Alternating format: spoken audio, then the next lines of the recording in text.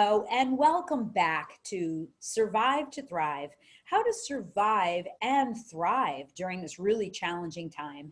I'm Kate McKay, and today I'm very excited to introduce a woman named Briar. I'm going to read her bio. I'm going to put my glasses on as I usually do. So today we're going to be speaking to Briar Flicker-Grossman.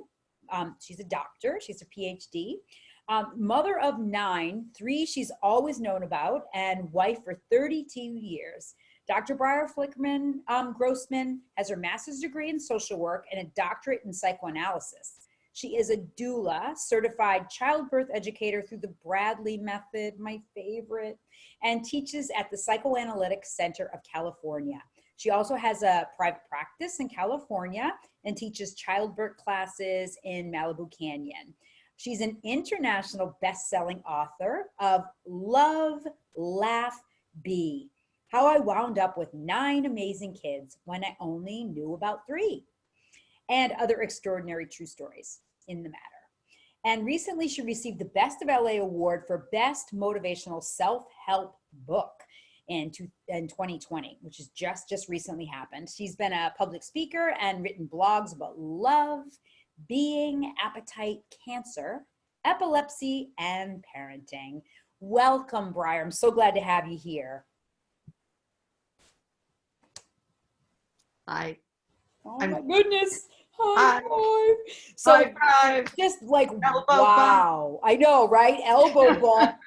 Elbow bump. So I know, I'm just going to do a brief intro of how I actually know you. Again, this is another amazing person that I've met at Author Advantage through Self-Publishing School. So both of us international best-selling authors, thanks to the support that we received and the hard work that we put in to launch our books as entrepreneurs. So brava to you. And if you don't mind holding your book up a little closer to the screen so I can have people see that. Look how beautiful this cover is. Isn't it gorgeous? Brava to you too. Yeah, we'll absolutely be showing that link in the show notes. So yeah, so I am really excited.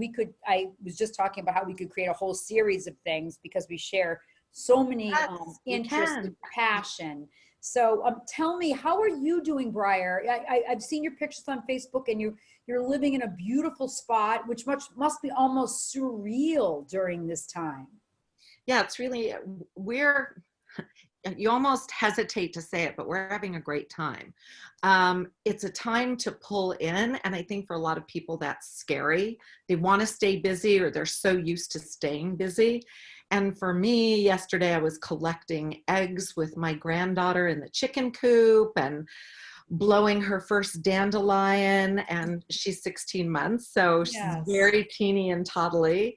But really taking time also to work on my self-development, reach out to people. I'm really concerned for people's well-being, and that people also not do themselves in by fear. Because I think that, you know, if you're healthy, we can do what we can to prevent going out and exposing others. But what do we do with ourselves while we're in? And I recently saw your interview with Brittany Thomas, and she was talking about routine being so important. And I think I have both wonderful routine and a little excitement thrown in, and how can you treat yourself well? So is always on the front of my mind, and I'm always living Love, Laugh, Be. Yes. So whether it's wonderful. I had my birthday 2 weeks ago. I know. Happy birthday, Aries woman. Thank you. Actually, I'm right on the cusp. I'm a Pisces by a day. Oh my goodness gracious! I would be interested in seeing your chart. So sensitive. I know, right? Yeah. So I'm super. So I would love to. I love it that you. You know, I think that because you have a background and so much wonderful education in analysis and understanding, that you have clearly done a lot of personal development work by sheer necessity. The fact that we can only lead and teach and serve from the wellness to which we present ourselves to.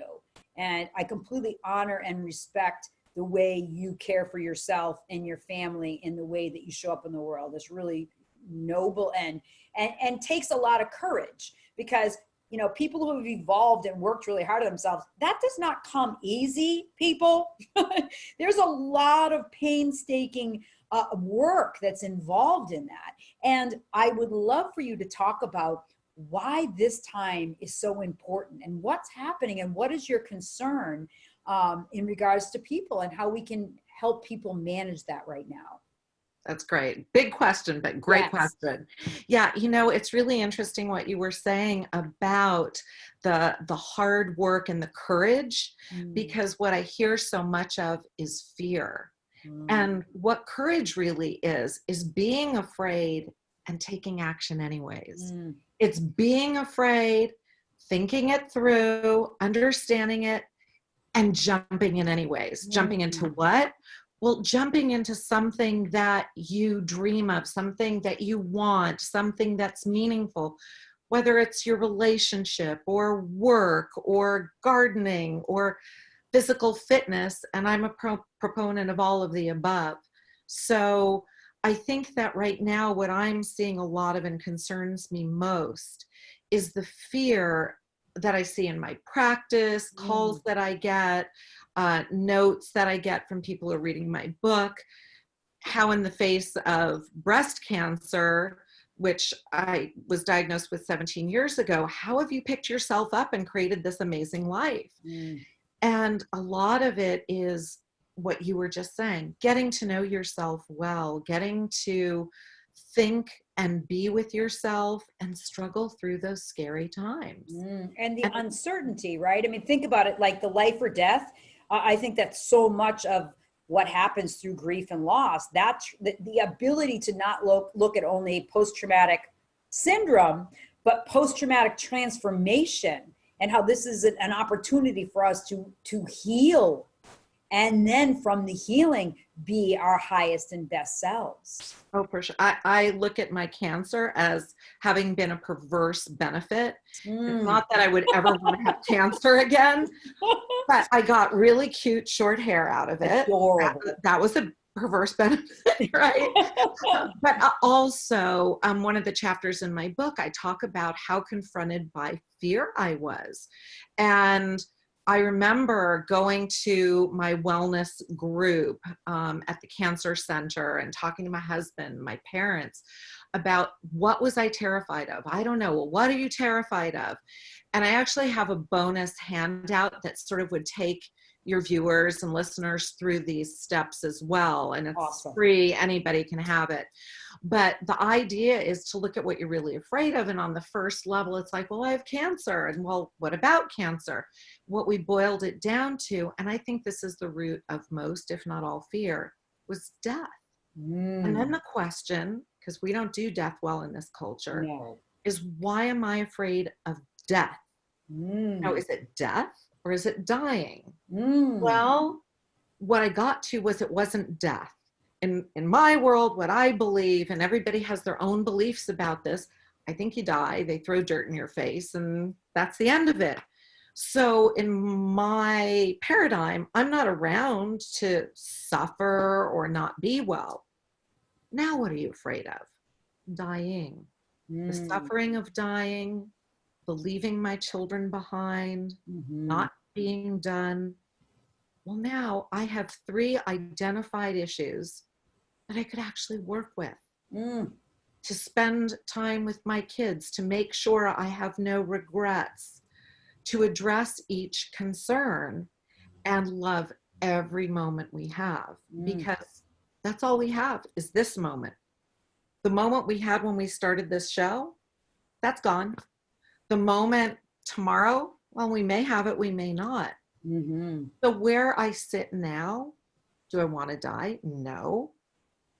But I'm ready. I live my life every day with meaning, with joy, with love, with laughter. I'm good. And so were now, you always like that? Like, what did you have? Tell me about that. Growing up, what defined you in that, Briar? I have 2 very progressive parents who also in the download of the book that I share, I share about how very progressive they are. But they are also both psychoanalytically trained. My father's a medical doctor, and he became a psychiatrist back in the day when psychiatry was really about talk therapy. And when we moved to California from Topeka, Kansas, after his training, he got very interested in psychoanalysis, which is very, very deep, dream-driven work. And my mother followed in similar footsteps. She was not a medical doctor. She became a social worker. And one of the things that really influenced me was when she was getting her education, talking to me about some of the people she worked with, and working with kids, working with families who were really struggling to make it. And you can't talk to somebody about their fear and sadness if they don't have food in their belly. We have to look at being whole people. And so I actually resisted. I didn't want to be a therapist. I wanted to be an actress, anything but my parents, because we all know kids don't want to be their parents at a particular point in your life. You really want to strike out and find your own identity. So I studied theater. Well, theater is really psychology, folks, let me tell you. It's all the same. And so I slowly found my way back to being a therapist, because to me, what it was about wasn't studying anology. It was how I had grown up with very loving parents who were always curious about what was going on with me, who were always playful, and who would always say that words are the way through anything. That if we can talk about stuff, we can really have lives that we love. That's amazing. What a bloody gift. So were you always smart? Did you consider yourself as a smart person? Because I didn't. I always thought I was like, I had to literally go to law school to prove to myself that I wasn't, like, because I was just so the classic ADHDer. So I never felt like I didn't do really well in school. And I was just like, I loved learning, but I never felt like that I was smart. See, that's a really interesting one, because, do you feel smart? Were you always that way? I promise, I have a theory about ADD, ADHD. Yes. That is, it's made up. Yes. And the people who say they have it are telling you they're genius. Well, I have a Ferrari brain. So it's just the fact that people can't keep up with me. I've learned that that's okay. And that I can find, that's why I'm a writer, because it's like, I can communicate in other ways. I'm a poet, right? So people can still get me and they don't have to be at my frequency, which is okay. Yeah, and there would have been nothing for you to have worked through if we didn't pathologize or look down at kids who are full of energy and why is the sky blue? Why is the grass green? Where do I come from? Where do you come from? Why are we different? Why are you black? That makes me cry to even hear that. Honestly, that actually makes me want to cry, because for so long I was, Katie, be quiet. Katie, be smaller. Stop, quiet, hush, sit down. This makes me crazy. And again, because I had the parents I had, it was, why is the sky green? Well, why do you think it's green, Briar? Well, why is the sky blue? Well, I don't know. Why don't we think about it? Doesn't that cloud look like a hippopotamus? Well, does it look that way to you? Let's make up a story. Wow. So I would really love to see kids not sitting at desks or having homework until they ask for it, until at least 10 years old. Our minds are meant to free float and pop and fly. Yes, flibberty-gibbet is actually a good thing. Unfortunately in our culture, it's not, that it's fostering create. So how was that raised by parents like that? Did you end up mothering? And, obviously I want to touch into this 3 to 9. How did you mother? Was that a challenge for you mothering, or was it pretty much an even flow? The other way was hard. I felt like I was born to be a mommy. Like I had my stuffed animals and my dollies and my little sisters, and I tutored people when I was in elementary school. I loved mothering. And what was scary for me and what I really had to come to terms with was, am I really smart enough? I look at my mom and dad and I so admire who they are. And they're both still working, very active, very caring. And I thought, I'll never be as smart as them. Wow. And it took me a lot of work to recognize that we all have our own smarts. Wow. And we're all so smart and unique, and it's all in different ways. And I love the smart that I have, and I love the smart you have. You know, whenever I'm with you or I hear you talk or I read your book, I'm like, talk about badassery. You're fabulous. Thank you. Took a while to unravel that, but so it's funny that I asked you that word. But it's an effort. Yeah. It's an effort. It's not, life is an effort. Yeah. You're alive, you're working on stuff. And so things were are you changing. always gritty? Probably. Yeah. I don't know if I'd call it, well, how do you mean gritty? So through adversity, you were able to rise where other people maybe would have wilted. They've done that book Grit. I found fascinating because it's like they did that test where they went to West Point and they all the best of the best at West Point, best school, highest grades, sports, and then for some reason there was a large percentage of them, or a small percentage, but still a percentage, that dropped out. And then Duckworthy, I think, is the woman who wrote that book. They did an assessment and they realized that the one factor that actually proves their success rate is how gritty they are. Are they willing to stay when it gets hard? And I think that that's exactly what's happening in our culture now. Who are the people that are gritty enough to be reborn through their new soil? Yeah. It's really interesting because there's a flip way of looking at it as opposed to digging in, able to move with the cheese. So that old book, right? Who Moved Your Cheese? He writes a story that's a parable about these two little mice and two little people who live in a maze. And they love to go through the tunnels and they're always looking for cheese to nourish themselves. And the short version is they find this endless supply of cheese down one corner and they make themselves comfortable. And they run there in their running shoes and their jogging suits, and the mice take their little shoes off and tie them around their neck just in case they have to leave quickly. And the very bright people who are named Hem and Haw, they realize, wow, there's so much cheese here. We're going to settle in. We never have to change. We'll never have to do anything else. And they put their jogging suits away. They put their shoes away. But of course, cheese runs out. Cheese changes. And the mice can smell it. And the mice are aware of it on a very physical level. And one day when they show up, there's no cheese. They quickly take off they still got their jogging shoes on. They go and they find other cheese. Hem and Haw are frightened. They don't want to leave. They feel like, I deserve this. Yes. They're entitled. They're angry. And I think one reaction to fear is we can get angry. We can get mean. We dig in. We get contemptuous. Hem eventually bangs a hole in the wall thinking, they're keeping the cheese on the other side. And there isn't any. And Haw finally says, if we don't go, we're going to die. And the end of the story is left very ambiguous. You don't really know what happens to Hem. But Haw leaves.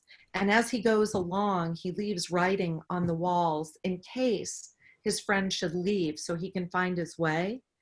And what Haw takes away from it, the one who leaves, is that he'll never get so comfortable. When he finds his new cheese, he realizes he has to take walks every day, get out into the maze of life and see what else is out there. Keep your jogging shoes on. Doesn't mean you're not comfortable, but in life, the cheese changes. It's not bad. Might scare you, but it's not bad. So that's perfect symbolism for right now, right? So I think that what's happening is that not only people have been comfortable with a lifestyle, but they've also become potentially too comfortable. Yes. And You know, and so how do we support people that when their fear is paralyzing, Briar? Yeah. So I think we have to take a breath, literally, when your fear is paralyzing you. And I've worked with a lot of people who have had a lot of anxiety, panic attacks. You got to get your breath back, get back into your body. So once you take a good deep breath and really, you can begin to think again. And once you can think again, it's like what I was saying about my confrontation of death. We have to understand, what am I really afraid of? So thinking that through, being able to get into some routines with yourself that will start to contain some of the worry. I tell everybody I talk to now who's overly anxious, what I'm finding is most of them are glued to their phones or their screens. They are tracking down the most gruesome, awful stories. Stop it. Stop it. You're scaring yourself. Yeah, scaring the hell out of yourself. And we know that stress and worry can make you sick. Yep. So coronavirus is unlikely to get you. Most people are going to recover. So you want to know some of the facts. Most people are going to recover. And part of the isolation, the social isolation, which is an opportunity for virtual connection. Yes. But we're protecting each other. We're protecting the elderly. We're protecting the immune compromised by staying in. You should stay in. Build your business. Take up golfing in your backyard. Read the books you haven't been reading. So exercise. I think that this is the part that I know you have super good insight on is, so we've been running from our homes, Briar. We've been running from our relationships, Briar. And all of a sudden people are having to come home to those things where their relationships suck. Okay. They are not peaceful with who they are. They're not necessarily peaceful with their bodies, and they have an unease within themselves. And, that's right. You know, and so, and yes, fear, and yes, self-doubt, and yes, self-loathing, and yes, broken relationships, right? And it's like and that stuff isn't gonna clear up overnight. No. But like I said about the perverse benefits, and you were saying, God, did this just come to you? Hell no, this is a lifetime of hard work. Yes. Hard work, let's turn it into something gratifying. Good. So if you've been running and you don't want to be at home, that's where you're going to be right now. Yes. So I recommend starting every morning with really strong habits. I talk about 3 B's. There's being, body, and behavior. Love it. You really want to be with yourself, meditate, get into quiet. You might not like it at all to begin with. Chances are you're not going to like it at all. You're going to hear a lot of noise, what I call Radio San Juan, yakety, yakety, yak. Get to know yourself. Because if you don't like you, chances are not many other people are either. Get to know you. Listen. Journal. You can get a morning routine done in an hour with journaling, meditating. Take a look at your finances. Look at what your goals are for the day. What's one thing you're going to accomplish for the day? Maybe it's get out of bed and get dressed. Maybe it's spend some time with your kids. Maybe it's having virtual conversations with people you love, or finding groups because you're alone. One thing each day. Be the same thing each day. Right. But you got to address your body, your being, and your behavior. And this is all in the handout that people can have as a free download to start working on. And one other thing that I do with every couple and family or group of people I work with who live together, have a game night, do something fun. Life is great if you give yourself a chance. Smell some flowers, play Sorry, play Monopoly, play hearts, play poker, play with each other. This is so important. I've been working on puzzles. I've been wanting to puzzle forever. I'm working on building my business right now, writing some new stuff, There's so many opportunities right at home. And if we look at Dorothy in The Wizard of Oz, what was the final message? There's no place like home. Mm-hmm.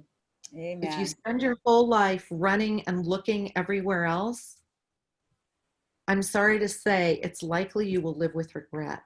But if you can take this as a message from the universe, stop, stop, stop. Listen to yourself and enjoy the time you have right now with your loved ones, and most importantly, with yourself. Mm.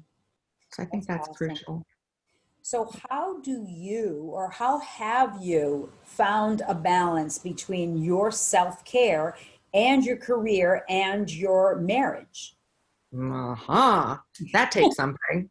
So if I can give a plug for Hal Elrod's book, The Miracle Morning and the Miracle, two of the Miracle Equation, he really helped me frame in my 3 Bs and got me into habitualizing a morning routine. And what that does is that's not a routine given to me by a boss. It's not a routine given to me by my kids. That's my thing. So I get up before anybody else. I'm up at 5 or 5:30 in the morning, and I have a full house right now. My daughter, her wife, and the baby live here. My 22-year-old son is here. My 29-year-old son visits every weekend, and my husband, who I love and adore madly. But I'm up before all of them, and I meditate. I read, I visualize, I look at what my goals are and what mission I am on right now in life. And I work out every single day. And that doesn't matter if I'm sick. It doesn't matter if I'm in a hotel. Doesn't matter if we're in coronavirus shutdown. Those never change. And that's for me. Right. And I think that that's such an important thing about the Miracle Morning and how exactly how you described it, because my daily habits could be very different from yours. And so how many checklists have we seen? How many books have we read that said, do these habits? Well, those habits may not be yours. You know what I mean? I mean, Do clearly, your habits. yeah. So clearly it's but keep it simple. Keep it simple, but it can be really super small. Like one of my daily habits is organized for 5 minutes. Like literally, if I can commit to 5 minutes, I'm good. So I know when I'm lying in bed at night, I'm going over all of those things. And who did I add value to? They could be that. Did I meditate for 5 minutes? I mean, it doesn't matter, it's whatever's important for you, and you defined it. And I actually have a checklist. That's what I had to start there, because I am so all over the place in many ways. The bad habit has been all over. Everybody is. This is my day planner. Look, it's pretty messy there. But I divide things also into domains. So there's my self-care, there's my family and love and socializing, and there's professional. And within each of those, to keep myself moving forward and satisfied and centered, I accomplish something in each of those domains after I deal with the one thing that's most important for me to commit to each day. The other thing I really recommend is having an accountability partner. And although I share a lot with my husband and we do have accountability games that we play together, I also have, at this point in my life, several accountability partners and mentors. And I think that's really important. As little ones, we think, I can't wait to grow up and do it all by myself. Yeah. The thing is, that's a child's view of what it is to be a grown-up. What it is to be a grown-up is to have as many people in your life supporting you and that you support, and making it easier and more fulfilling. And it is more fulfilling because we're social animals. Oh, I love that. I call it, I actually have a whole module on it in my coaching called, getting your personal and professional board of directors. And that is my accountant, my therapist, my best friend, my astrologer, they're all people who are there to support me. And I would ask the viewers, who do you have right now on your board of directors that maybe hasn't earned that position? Just wondering. Yeah, or who drags you down. Yeah, exactly. Right. Who's taking you off your vibe. So I have one more question I'd love to talk to you about and have your insight. And then I want to be respectful of your time because I know you're busy. We talked about the Bradley method, which is your is the birthing process that it's the way I birth my babies. And when I discovered, I was like, oh my gosh, how could anyone do it any other way?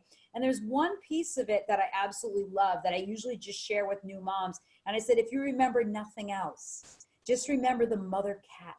And what the mother cat does when she births her babies is she relaxes and she surrenders and she trusts her body enough to know that it knows what to do. So my thoughts on that are basically, this is a great time to do just that with our creativity, with our relationships, with our current crisis, is to, in what ways are you like the mother cat birthing something anew?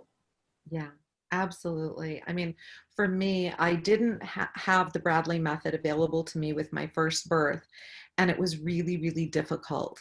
And I decided after that, I was never going to give birth like that. My babies were conceived in love, and I wanted to give birth in love and with joy.